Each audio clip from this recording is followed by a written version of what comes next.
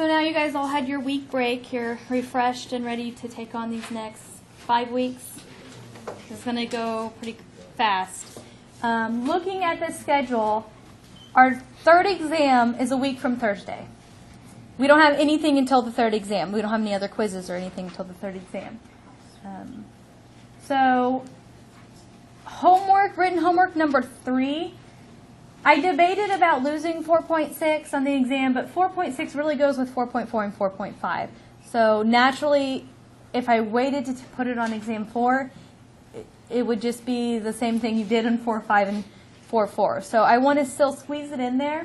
We're on 4.4 today, and I think we'll have no problem finishing 4.4, 4.5, and 4.6 this week.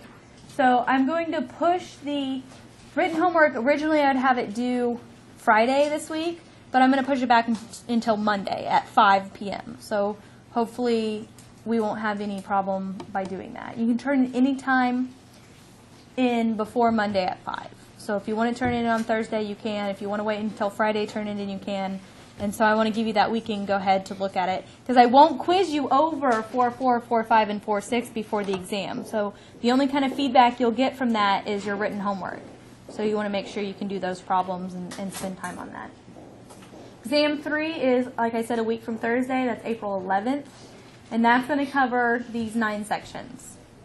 So 3.4, 3.5, 3.6. So you're looking at related rates and L'Hopital's rule. Guarantee you that will be on the exam. Something with related rates and L'Hopital's rule will be on the exam. 4.1, 4.2, and 4.3 all have to do with graphing.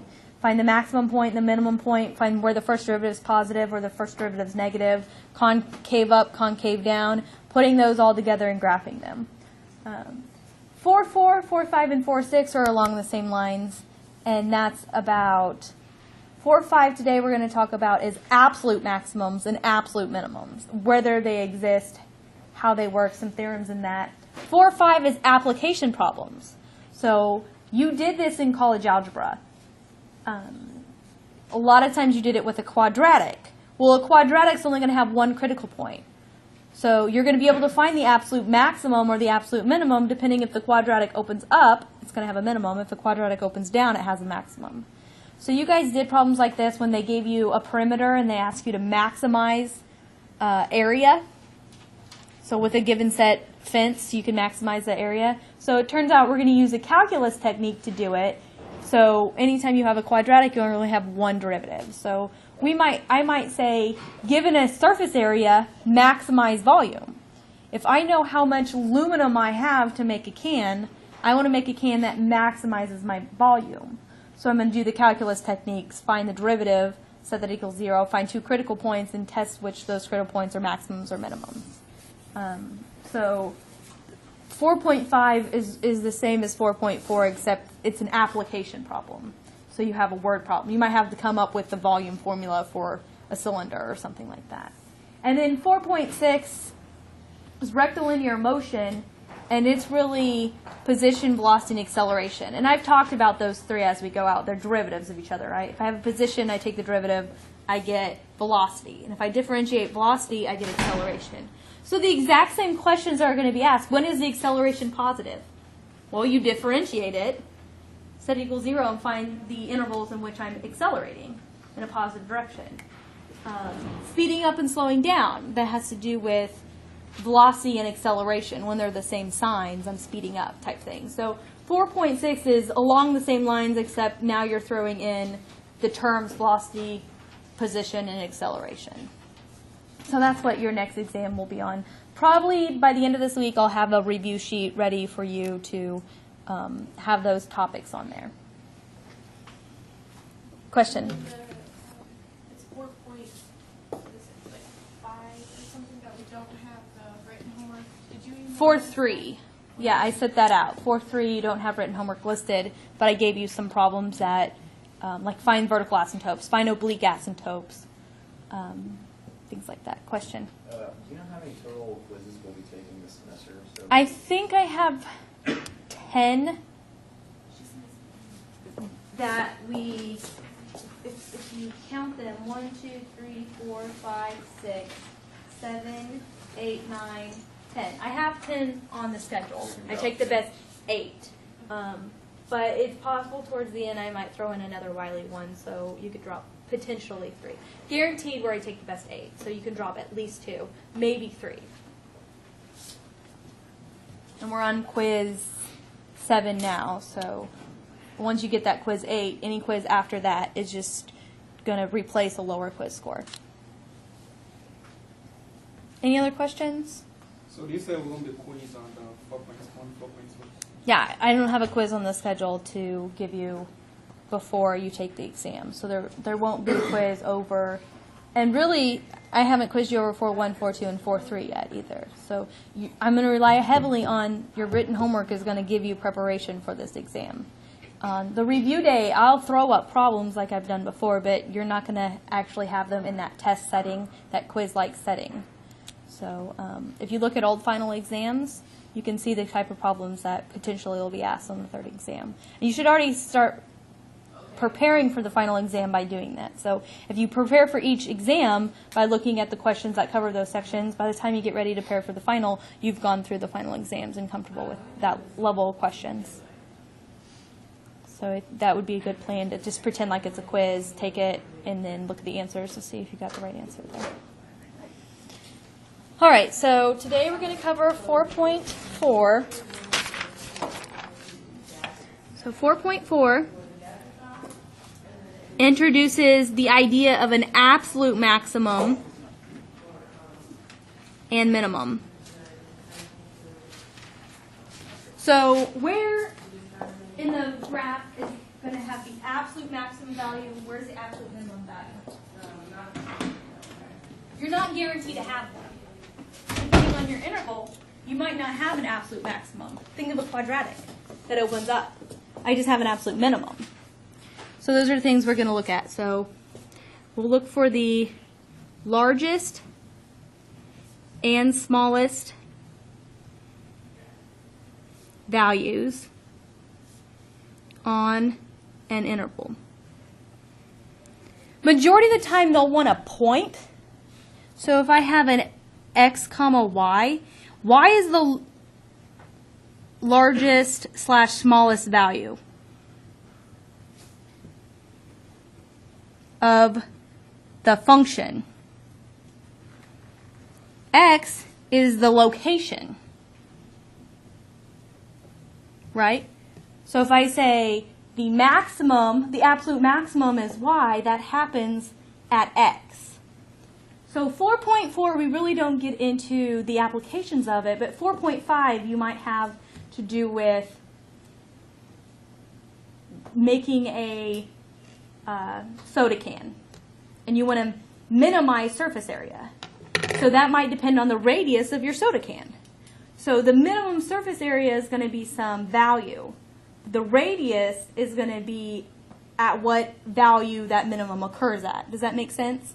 So really 4.4, there's some disconnect to what the minimum is and where it occurs at, but with 4.5 it makes more sense. You'll do profit and revenue type problems. So if you have a revenue function, I want to maximize my revenue, increase my profit, decrease the cost it costs me to make them. There's an example too with t-shirts. What is the ideal price to set my t-shirt that's I'm going to maximize my revenue? So I might have a $1 million revenue when my t-shirts sell for $45. So my maximum value is $1 million, and that's going to happen when t-shirts are $45. So there's two components here. And there's sometimes students have a disconnect for what the critical point occurs at and the critical point's value.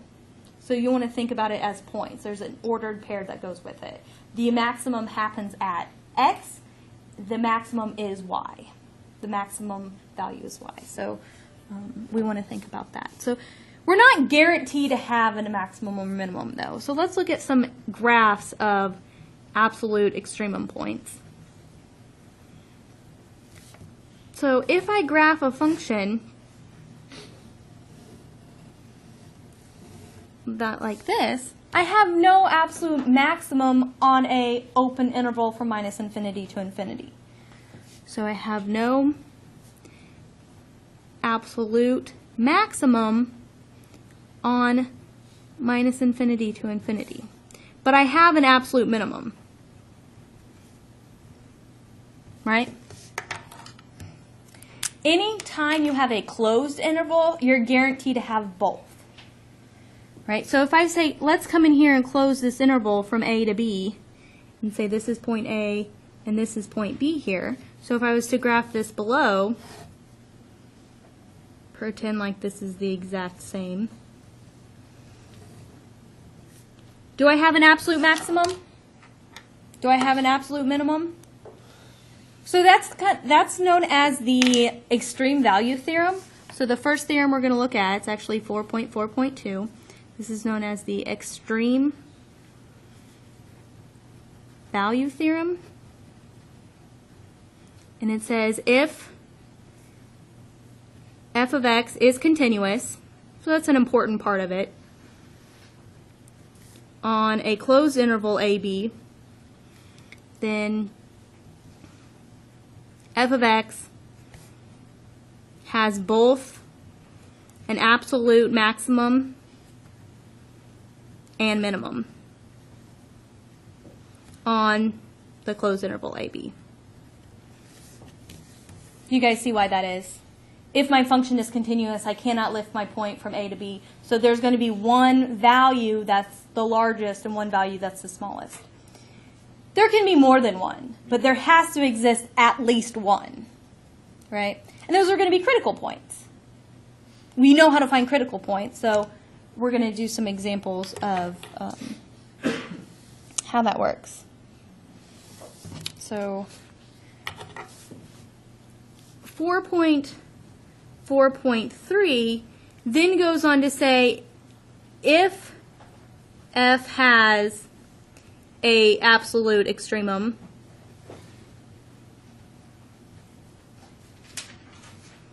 then it must occur at a critical point.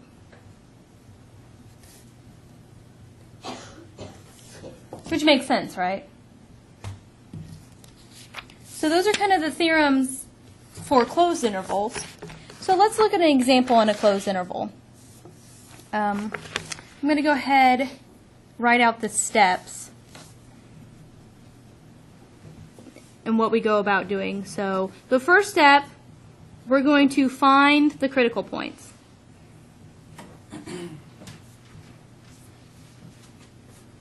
Of f in AB. So this is on a closed interval. We're going to find the critical points of the function on the open interval. Step 2 is going to be evaluate the function at all critical points and endpoints.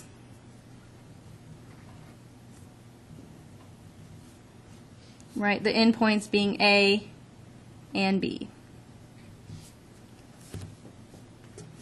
And then step 3 is find the largest value, then becomes the absolute maximum, and the smallest value is the absolute minimum on the closed interval. Pretty straightforward, right? The closed interval is the easiest one to identify, the absolute maximums and the absolute minimums. Gets a little computationally annoying when you have more than 3 or 4 points because you have to plug it in the function and evaluate it. So if you hit the wrong button on your calculator, you can mislead yourself which one's actually the maximum and which one's the minimum. So let's look at an example. Let's take the function 2x cubed minus 15x squared plus 36x. And let's look on the interval 1 to 5. So this would be something like find absolute, max, and min, and determine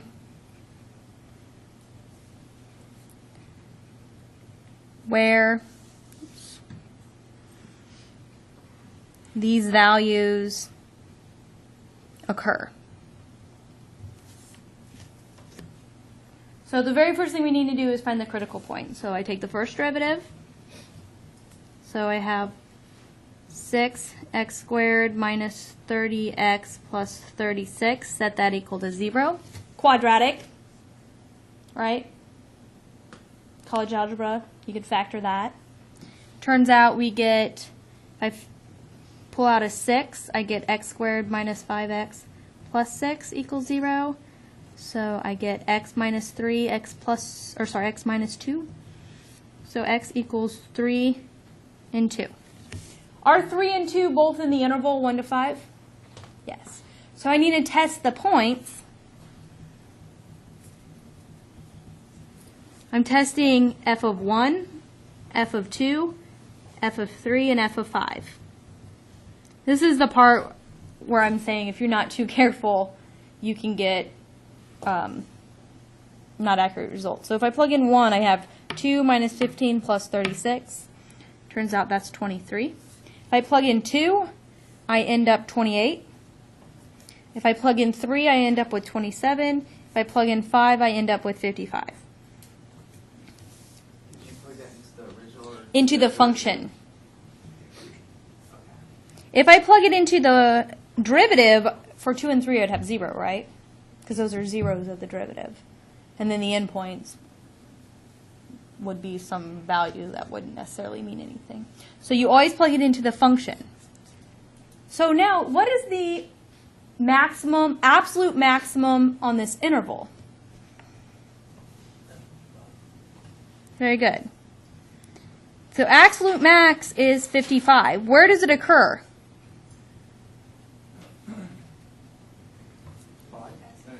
At x equals 5. What's the absolute minimum?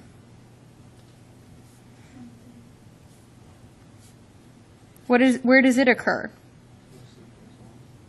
I have two u's.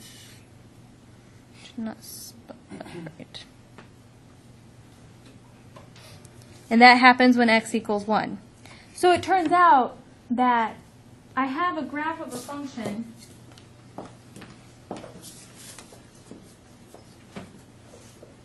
that it has critical points in between the endpoints, but it turns out they're not global, they're not absolute maximums or absolute minimums.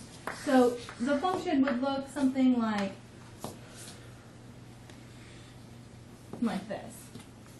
There's two critical points here, but it turns out overall this is the smallest point and this is the largest point. Question? How come we didn't do F4? You mean f of 4 because it's not a critical point? The first derivative set that equal to 0. These are my critical points and my endpoints. You only have to test possible, right? I'm only going to have an absolute maximum, minimum, at relative maximums or minimums. To find relative maximum minimums, I take the first derivative set that equal to 0. So it could be at 1.5. Right? Question? So would our answer, would we write it out as 1, 23? Depends on the format they want. If they ask this, a lot of times they'll give you like a box, and if they want you an x, y ordered pair, they have you put that in a box. Okay. If they say the maximum blank occurs at x equals blank, you just plug that in there. So depending on what they want. Here you would need that the maximum is 55, that happens at x equals 5. If you want to write that at 5, 55, you would be fine at that. Question? So f of 2 and f of 3 in that little picture you just drawn are the two little center, I guess, humps there? Yeah, those are critical Those- points. Okay. It might, 28, 27. Yeah. I mean, it might look something different, but I know I have a hump here and I have a hump here. I have a change in, and I know it's going from here, it's going up, down, up. Those are my only possibilities. But it turns out it could have looked like this. Then this would have been the absolute maximum. So there's no guarantee of what I have until I test the point.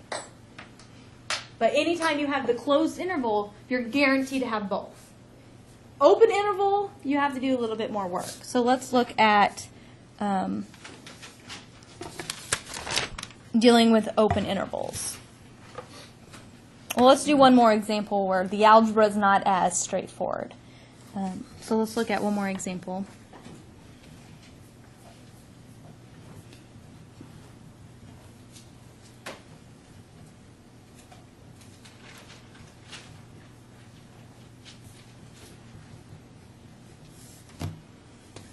Fractions as exponents. Oh no! Don't be intimidated by these problems. Once you do a couple, you'll start to see which. We've done an example like this when we talked about graphing. What we want to factor out to get it nicely. So finding the derivative, not too difficult, right? I have 6 times 4 over 3, x to the 1/3 minus 3 times 1 over 3, x to the minus 2/3. I want to set that equal to 0. So I'm going to write this as 8x to the 1/3 minus x to the minus 2/3 equals 0. Remember, when I multiply like bases, I actually add the exponents.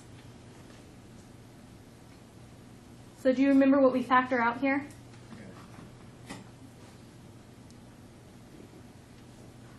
X to the X to the 1/3 or minus 2/3? Minus 2/3 is actually correct here. So if I want to leave the 8 actually. So I have x to the minus 2/3. I would have 8. What do I need to add to minus 2/3 to get 1/3? 2/3 plus, if I had 2/3, that would have x to the 0, which is 1. I want x to the 1/3. 3 over 3. So that's just x to the first power, right?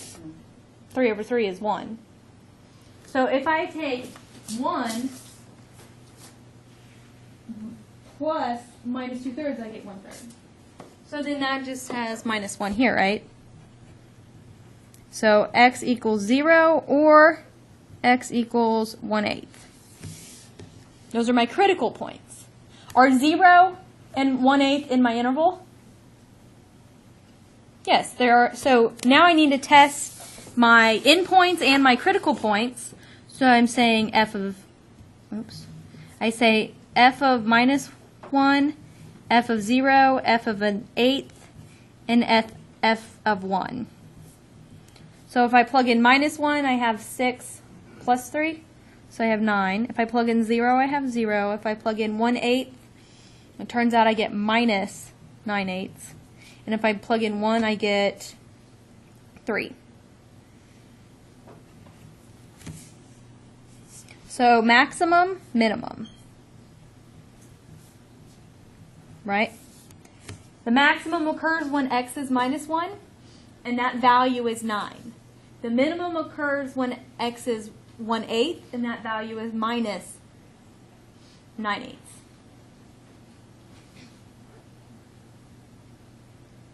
Any questions on that? This is a little bit higher level because the factorization is a little different. But once you get that, you just plug in the points to the original function to see maximums and minimums.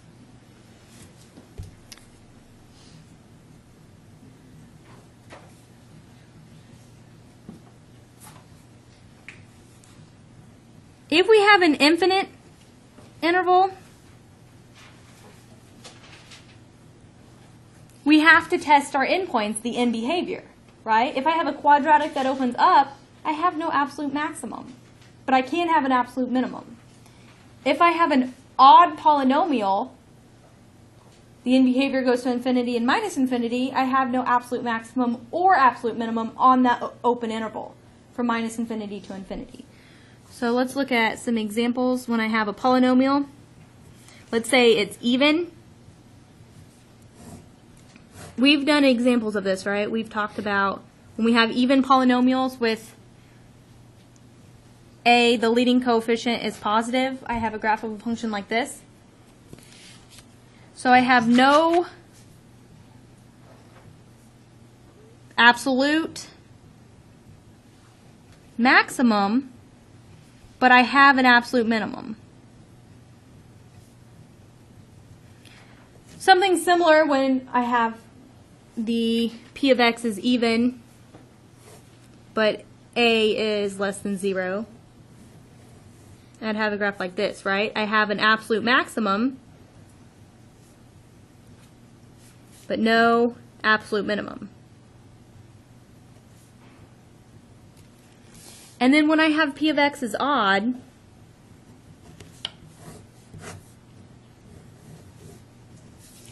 I have no absolute maximum, no absolute minimum.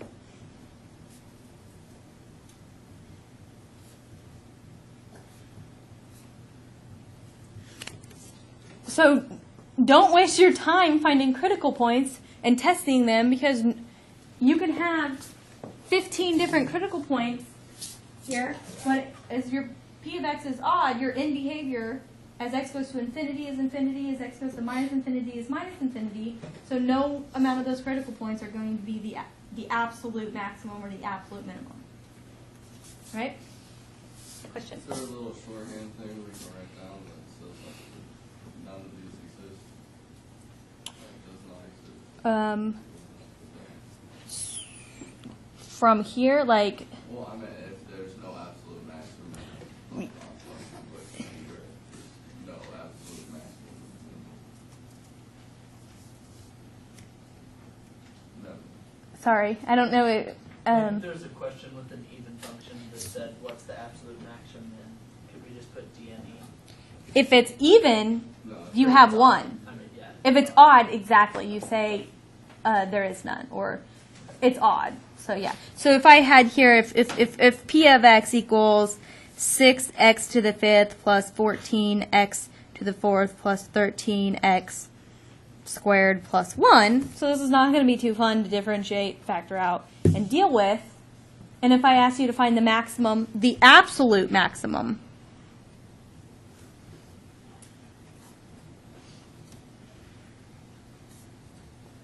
you really wouldn't even have to say any more than none. You could say it's odd. You could say the end behavior is as x goes to infinity is positive infinity, and as x goes to minus infinity is negative infinity. Therefore, none exists. But it's clear that there's none there. Do you understand why that is, though? Okay. Excuse me, but I don't really get it. Like, how do you know? It's like hard. So if I take the limit as x goes to infinity of p of x, I go to infinity. If I take the limit as x goes to minus infinity of p of x, I look at the highest power of x. The highest power of x, that's odd, so the whole thing's odd. So then here, this is going to go to minus infinity. So I have at most 4 turnaround points, so I have at most 4 critical points. But those 4 critical points on this interval from minus infinity to infinity, I can always find a point that's larger than that and a point that's smaller than those critical points, because the function is going to infinity and minus infinity. So essentially, if there's if with an infinite interval, Mm-hmm. it's more just a quick evaluation of the equation itself to arrive at. Mm-hmm. Well, I guess So we we're still going have to work it out to try to find, like, for example, if you've got an even where If you it's- integrate yeah. you still have to work it out to find the minimum. correct. Okay. Exactly. And you're gonna have multiple minimum points, and you find the smallest ones. It gets interesting when you only have one, Sure. because you don't have anything to compare it to. So you actually have to do the second derivative test, and the second derivative is positive, I'm concave up, so then that critical point's a minimum. If it's second derivative of that value of the function is negative, then I'm concave down, and that's a maximum. So when you only have one critical point, you have to do the second derivative test. So let me write up some of that stuff. So the absolute extremums of functions with one relative extremum point.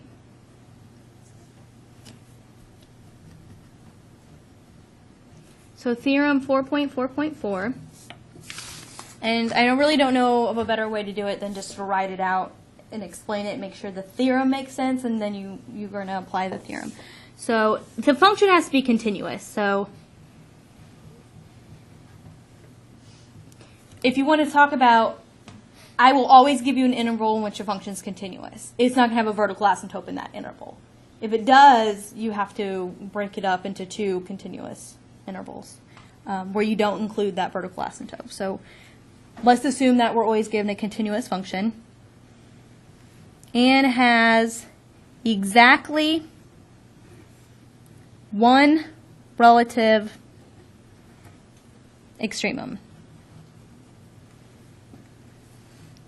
on an interval.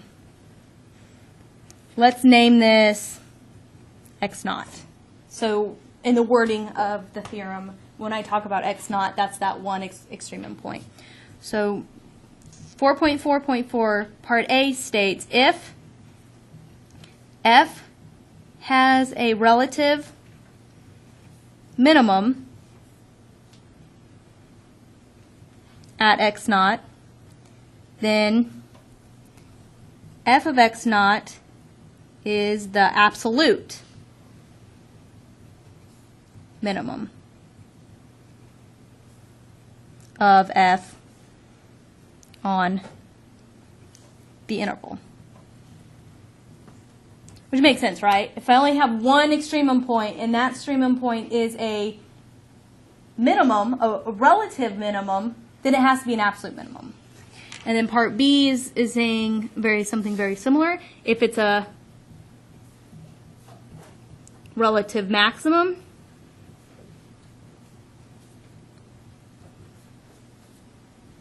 at x naught, then f of x naught is the absolute maximum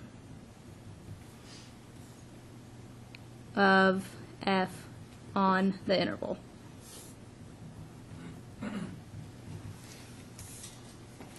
So let's look at an example.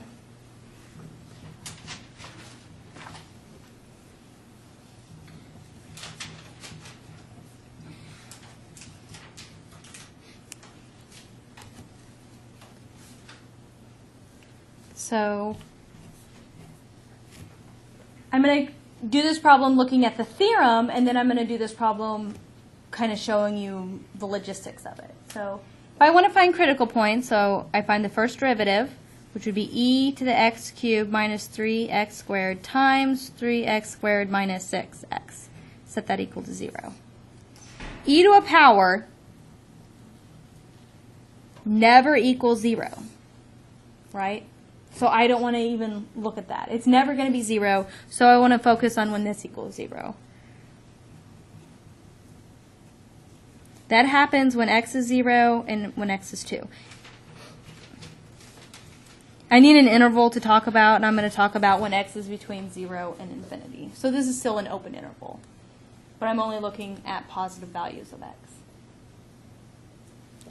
Is 0 and 2, is 0 in my interval? Open? No. No. So I only have one critical point, right? So to find this critical point, how would I evaluate what type of critical point this is? I could do the first derivative test, right? If I know I have a negative slope and a positive slope at that, then I have a minimum. If I have a positive slope and a negative slope, I have a maximum. Or I could do the second derivative test. So first derivative test. Let's see if I plug in, let's say I plug in a number, let's say I plug in 1. 1 is always positive, or sorry, e to any power is always positive, right? So this is a positive number. this would be a negative number, right? A positive times a negative is negative. And then if I plug in, let's say I plug in 5, e to a power is always positive, so I don't really care what that is. I know it's always positive. And then if I plug in 5, I have positive times a positive, so that's positive. So I have a negative slope and a positive slope, so this is a minimum. If it's the only critical point on the interval, and it's a minimum, it's a relative minimum, therefore it's an absolute minimum. You could also do the second derivative test. It turns out the second derivative of the function at 2 is greater than 0, so this is also telling you it's a relative minimum. If you know it's a relative minimum, therefore it's the only one, so it's an absolute minimum. If I was to graph this function, not graph it, if I would look at the limit as x goes to infinity of e to the x cubed minus 3x squared, that would be e to the infinity, which would be infinity. So it makes sense that my critical point is a minimum, right? If I take the limit as x goes to 0 from the left, approaching 0 from the right, right, of this, I have e to the 0, which is 1. So I go from 1, I do something, and I go to infinity. It turns out this critical point is going to be when x is 2. The value of the critical point would be when I plug in 2 to the function. So the value, so the absolute minimum is at x equals 2, and the value would be e to the 8 minus 12. So there'd be e to the 4, negative 4.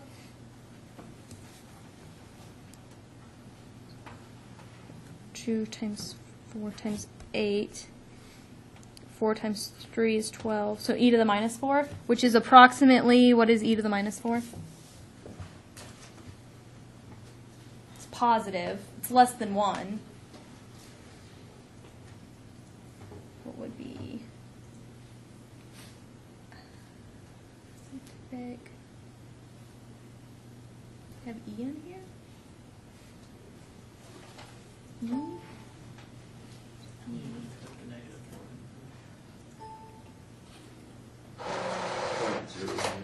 You want to say 0.018? So you can see that's less than 1, which kind of makes sense, right? If I'm approaching 1 from as I go to 0, and then I go off to infinity, and I have one critical point, that critical point is going to be a relative minimum. And if it's the only critical point and it's a relative minimum, that critical point has to be an absolute minimum. Any questions on that? So let's look at some Wiley problems. In 4.4, first one's pretty straightforward. You're looking for the x-coordinates of the relative extreme and absolute extreme. So relative extremums, you're going to have 1, 2, 3. The absolute extremums on this interval, you're just going to have an absolute maximum and an absolute minimum, right? This is a relative maximum, but it's not the absolute maximum. Here, find the absolute maximum and minimum. So this is, they're asking, saying the absolute minimum value of the function is this, and it occurs at this x point. And make sure you're looking on this interval.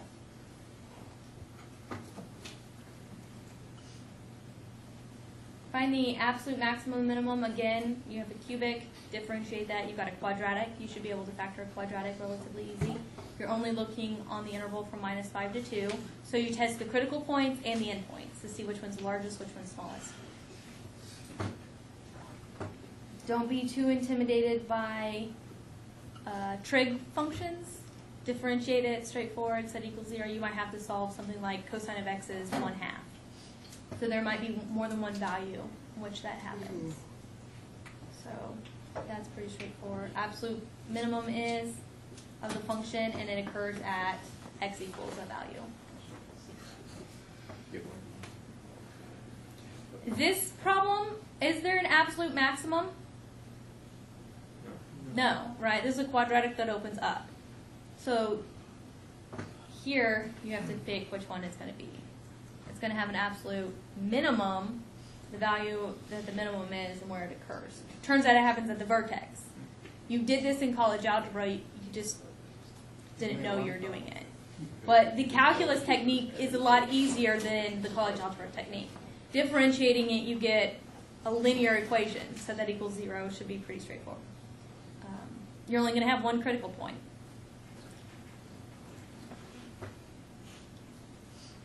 True or false, a function is continuous on a closed interval and the function has no relative extremum, then the absolute maximum of the function exists and occurs either at x equals a or x equals b. True or false? True, right? If there's no critical points in the middle, then and it's on a closed interval, then the maximum and minimum have to occur at either endpoint, A or B. So that's just a line. It's not saying it's a line. Yeah, I mean, yeah, so it would have to be a line. Or a constant function, which is also a line. But yeah, I couldn't turn around at any point because that would be a critical point. Again, the same thing, x to the 6th. So it's going to be a little different to differentiate that. So you'll have 6x to the 5th plus 6. So factor that out. And then find your zeros and then type none where appropriate. So this is the open interval. If you only have one critical point, you have to test to see if that critical point is a relative maximum or a relative minimum. If it's a relative maximum, it's the only one, you found the absolute maximum. Right. So Is there, that's- okay, Go ahead. you were saying that, and I saw that you explained on our first example where it was like e to the power of stuff, and we Mhm. tested with the second Yeah. derivative for 2. Yeah. So That's one I'm way trying to show think of, that. Like when there's a possibility when it wouldn't be the only one, would that be like when would there be an instance where you had essentially a parabolic or I guess an absolute value function Where you have more than where the one value that you find is not the absolute?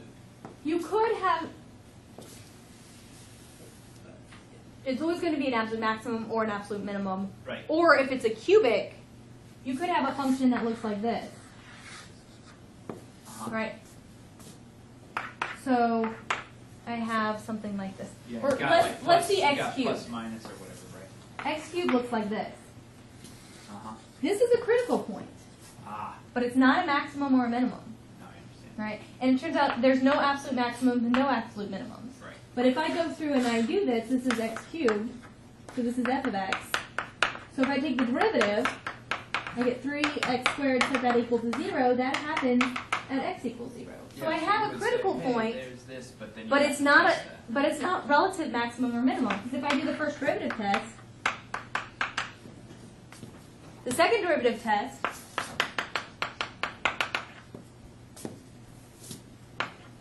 is also 0. I'm a little crazy here. It's also 0, so therefore this would fit. Yeah. But you should have never done any of this because you know that Just there's know no it's true. absolute. Yeah. Make sense though? I think so. So if you do have a critical point, you have one critical point, and that critical point is a relative maximum or minimum, which you should know to do from 4.3, 4.1, 4.2, and 4.3, then you can make the conclusion that it's the absolute maximum or the absolute minimum. I guess it's possible that we may encounter an instance where you're not really sure exactly what the graph looks like or what the original function looked like. Like this So you would case, have to right? test, yeah. We don't really know what this looks like. Sure. We get this critical point at 2. Well, is it a maximum or a minimum? Right. If I look at the end behavior, I know I'm going to, it needs to be a minimum because my function's going to infinity. Sure. So there's more than one way you can approach it. The first derivative test is one way, the second derivative test is another way, and then the limit is also kind of the third way you can test that. question. Can you look at RA 4.1? It has some questions and then a graph that you have to do. Okay. There's an error on this one. Not that one. No, that's not. It's, yeah. You want me to make your own Try graph? the last one.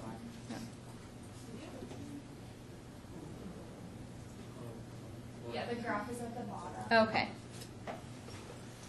Yeah, that one. Okay, so given this function, inflection points are going to be when the second derivative equals 0. So if I differentiate this, I get a cubic, and then if I differentiate it the second time, I get a quadratic. So I get 2 points. What would I get? So let's look at this one real quick while we have a few minutes. So I have x to the 4th minus 24 x squared plus 12x. This is the function. Minus 5 to 5. Differentiating this, I get 4x cubed minus, what would that be? 48x plus 12. And if I differentiate this again, I get 12x squared minus 48. Set that equal to 0. If I factor out a 12, I have x squared minus 2. No, 4, sorry, equals 0. So x equals plus or minus 2. So those are my inflection points. So -2, 2, concave up. So if I have -2 and 2, so if I plug in 0, negative, if I plug in, so I'm concave up from minus infinity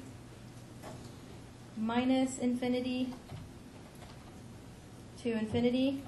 You have to put. Oh, yeah, you're right. I need to get the right form, which I didn't do. Minus infinity to infinity. How do I have that? Concave down, union, oh, sorry. When's it concave up? Minus infinity to minus 2. Union. It's on the plus or minus. Union. Does it want closed intervals or open intervals? Wait, this is my interval. That's a good point, sorry. So this would go to -5 and it would be closed. Right? Because I only care about this function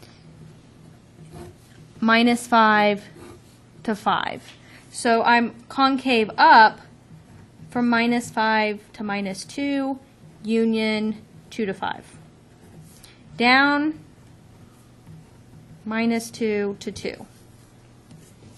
So when I go to graph this, increasing, decreasing, I can kind of guess that, but I'll get a function. So delete. I'm concave up -5 to 2. So concave up from -5 to 2. So I know this function's not going to work. Is it -5 to -2 or? -5 to -2. So -5 to -2, this function is concave down. I can move it. Let's see. But you see from -5 to -2, this function is concave down. It's going to drop water. So I know this function is not going to work, so it has to be this function. But then I can move this. From -5 to -2, it's concave up. I can plug in what the value of the function is at -2 to find out where this point goes. And then once I have that, at -2, whatever the value of the function is, I have my graph. So what is If you want to see the graph, the second derivative as well. on top of it? Yep. Oh, it just wants you to graph the second and the first and second derivatives over the interval, right on top of it, right? So the second derivative, I'm going to have zeros at -2 and 2. So what is the second derivative? That's a quadratic. This is the second derivative. is a quadratic that opens up and it has zeros at plus or minus 2. So if I go back, I'm a quadratic that opens up and I have zeros at plus or minus 2. So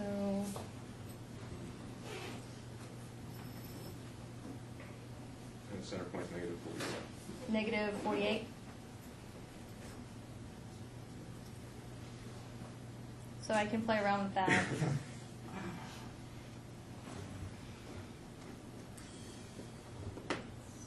Negative. It doesn't have to be exact.